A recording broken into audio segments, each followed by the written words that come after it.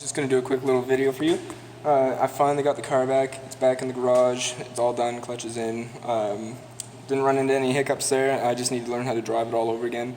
I've stalled it so many times. Like, it's just way different, especially where it was so far degraded. Like, I'll show you here in a second. It was so far degraded that the clutch didn't actually catch until your foot was basically off the pedal. So I'm so used to driving like that, and now it's like, oh, it catches and it stalls it like immediately, and it spools up a lot quicker. Like the RPMs will pop up because the flywheel's so light. So it's definitely really weird for me. I've never had anything like it. Never had anything where I've changed the OEM like transmission goodies and clutch and stuff like that. Never changed anything like that ever in a vehicle. So going from OEM to aftermarket is really weird for me. Never ever done it, like I said.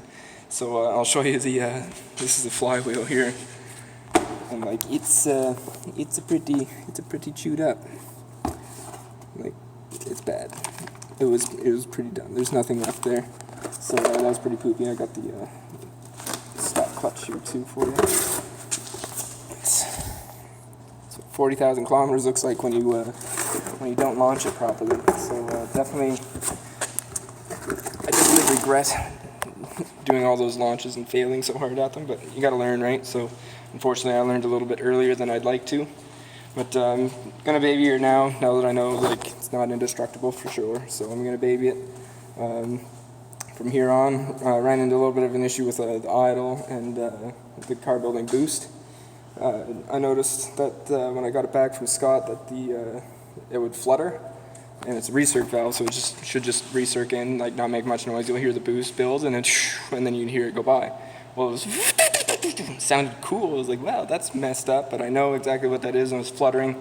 So it was the turbo kind of buffeting and spinning backwards almost. So I was like, that's bad. So I messaged him. I was like, hey, what all did you take off? He's like, oh, I took the intake off and everything. I was like, all right, so that probably means he put the valve on a little bit backwards. And we popped the hood, and I seen it, and I wasn't 100% sure which way it was pointing, and we flipped it around. He checked his picture that he took of the car before, and he seen that it was upside down. I was like, okay, cool. So we flipped it around, and unfortunately that valve only goes one way, and air was passing it, so I don't know, I'm assuming it was the air just recircling backwards through the turbo outlet side, so that's not good.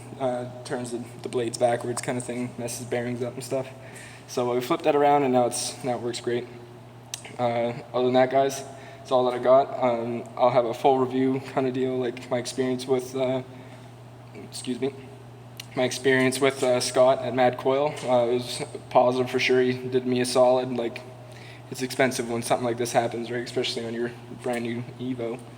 I'll do a little review of that, and I'll do a review of the parts, what I think of it, and all that stuff. So far, I'm liking it. Just got to get used to it. That's the main thing that I got to do.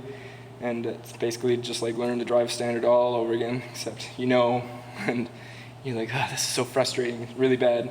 But other than that, guys, I'm loving it so far. I missed it so badly, and I will see you guys next week on Friday with a full review. All right, cheers, guys.